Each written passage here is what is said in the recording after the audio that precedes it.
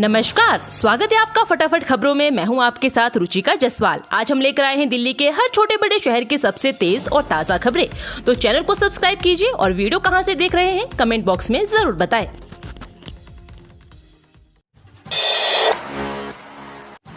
केजरीवाल को झटका, कोर्ट का गिरफ्तारी से अंतरिम राहत देने से इनकार, ईडी से मांगा जवाब, अब अप्रैल में होगी सुनवाई। उच्च न्यायालय ने गुरुवार को कथित शराब नीति मामले से संबंधित मनी लॉन्ड्रिंग मामले में मुख्यमंत्री अरविंद केजरीवाल को झटका देते हुए इस चरण में दंडात्मक कार्रवाई से अंतरिम सुरक्षा देने का आदेश पारित करने से इनकार कर दिया। न्यायमूर्ति सुरेश कुमार कैत और न्यायमूर्ति मनोज जैन की खंडपीठ ने कहा, हमने दोनों पक्षों को सुना है, हालांकि इस स्तर पर हम किसी भी आदेश को पारित करने के लिए इच्छुक नहीं है। हालांकि पीठ ने प्रवर्तन निदेशालय को अंतरिम राहत की मांग करने वाले केजरीवाल के आवेदन पर जवाब दाखिल करने की स्वतंत्रता दी, जो मनी लॉन्ड्रिंग मामले में केंद्रीय जांच एजेंसी द्वारा उन्हें जारी किए गए समन को चुनौती देने वाली उनकी याचिका का हिस्सा है। जब तक मांगे पूरी नहीं होगी तब तक आंदोलन जारी रहेगा, किसान नेता पंधेर।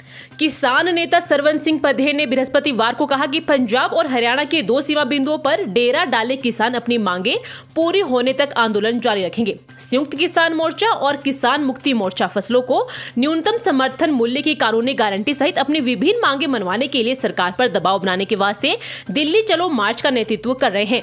पंजाब के प्रदर्शनकारी किसान 13 फरवरी को सुरक्षा बलों द्वारा आगे बढ़ने से रोके जाने के बाद से शंभू और खनौरी सीमा पर डेरा डाले हुए हैं।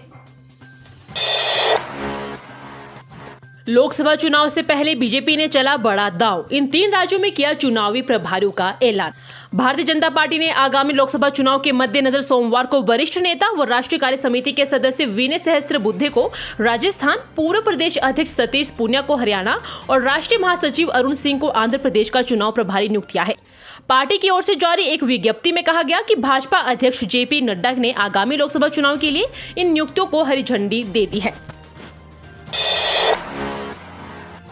केजरीवाल को गिरफ्तार करना चाहती है बीजेपी, हम कानूनी विकल्प तलाशेंगे, एचसी के फैसले पर बोली आतिशी। दिल्ली हाईकोर्ट से अरविंद केजरीवाल की गिरफ्तारी से संरक्षण देने वाली याचिका पर राहत नहीं मिलने के बाद आप मंत्री आतिशी ने बीजेपी पर निशाना साधा है। आतिशी ने कहा कि भाजपा मुख्यमंत्री अरविंद केजरीवाल को गिरफ्तार कराना चाह रही है, हम कानूनी विकल्प तलाशेंगे। तथ्य यह है कि ईडी के भारी विरोध के बावजूद हाईकोर्ट ने मुख्यमंत्री की राहत के अनुरोध वाली याचिका खारिज नहीं की और बाद में इस पर सुनवाई के लिए सहमत हो गया। ये हमारे लिए बड़ी जीत है।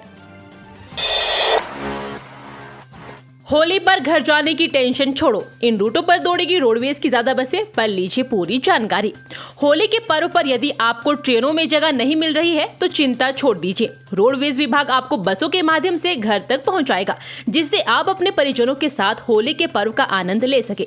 इसके साथ ही स्थानीय मांगों पर भी बसों के फेरे बढ़ाए जाएंगे। दिल्ली व चंडीगढ़ मार्ग पर यात्रियों को ज्यादा राहत मिलेगी, क्योंकि यहाँ पर अतिरिक्त बसों का संचालन भी किया जाएगा। रंगों के त्योहार होली पर रोडवेज बस से यात्रा करने वाले यात्रियों को परेशानी का सामना नहीं करना पड़ेगा। रोडवेज की ओर से 22 मार्च से 26 मार्च तक अतिरिक्त बसों का संचालन किया जाएगा।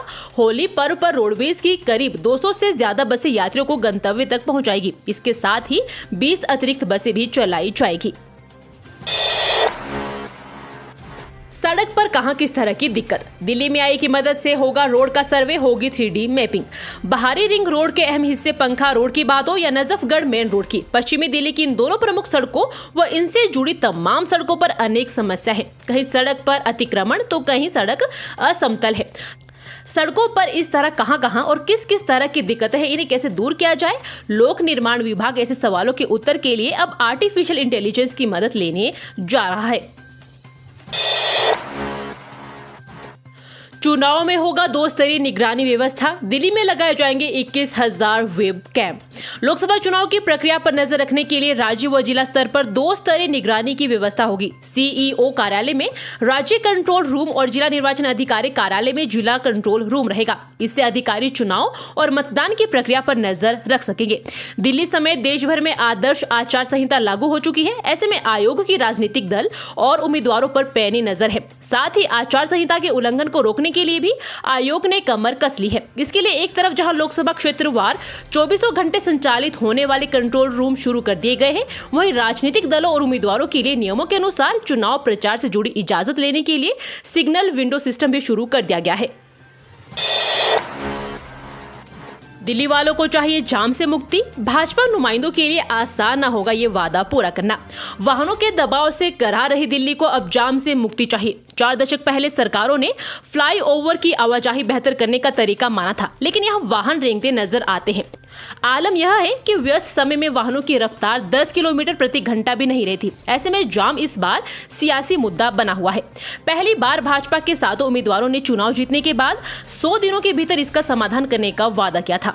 वहीं आप वो कांग्रेस भी इसे कोर इशू मान रही है। यातायात प्रबंधन करने वाली पुलिस का भी कहना है कि फ्लाईओवर आज आवाजाही के लिए कारगर साबित नहीं हो रहे हैं। वाहनों के दबाव से फ्लाईओवर पर भी जाम आम है। दिल्ली की उत्तर पूर्व सीट पर उतरते हैं कद्दावर नेता। इस बार भी होगा दिग्गजों में दंगल। उत्तर पूर्वी दिल्ली लोकसभा क्षेत्र 2009 में अस्तित्व में आने के बाद पहले चुनाव में ही सुर्खियों में आ गया था और यह क्षेत्र लगातार सुर्खियां बटोर रहा है। इसका मुख्य कारण यहां से राजनीतिक दलों की ओर से कद्दावर नेताओं को चुनाव लड़ाया जाना है। इस कारण इस क्षेत्र पर दिल्ली की नहीं बल्कि देश की नजर रहती है। इस सीट से भाजपा ने लगातार तीसरी बार भोजपुरी गायक व प्रदेश के पूर्व अध्यक्ष मनोज तिवारी को मैदान में उतारा है। कांग्रेस ने अभी अपने उम्मीदवार के नाम की घोषणा नहीं की है। उम्मीद जताई जा रही है कि कांग्रेस गत 3 बार की तरह इस बार भी किसी कद्दावर नेता को टिकट देगी। पूर्व दिल्ली के वेलकम इलाके में गिरी पुरानी इमारत, 2 लोगों की मौत, एक गंभीर रूप से घायल, तफ्तीश शुरू। पूर्वी दिल्ली के वेलकम इलाके में एक पुरानी बिल्डिंग गिरने की खबर है। इस हादसे में 2 लोगों की मौत हो गई और एक व्यक्ति गंभीर रूप से घायल हो गया।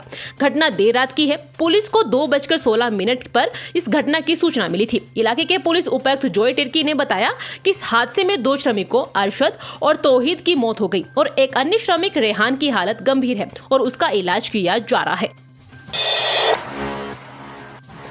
जहर का कारोबार। रेव पार्टी का आयोजन करने में एल्विश के काम आता था विनय, सफेरों की टोली लेकर पहुंचता राहुल। रेव पार्टी में सांपों के जहर सप्लाई करने के मामले में जेल में बंद यूट्यूबर एल्विश यादव के 2 सहयोगों को कोतवाली सेक्टर 20 पुलिस ने गिरफ्तार कर लिया है। गिरफ्तार विनय यादव एल्विश का करीबी दोस्त और ईश्वर बैंक्वेट हॉल व टेंट हाउस का संचालक है। इन दोनों के खिलाफ भी NDPS एक्ट समेत अन्य उन धाराओं में कार्रवाई की गई है। वक्फ बोर्ड के इनामों को ही वेतन क्यों? सरकार की नीति के खिलाफ याचिका पर कोर्ट ने आपसे मांगा जवाब।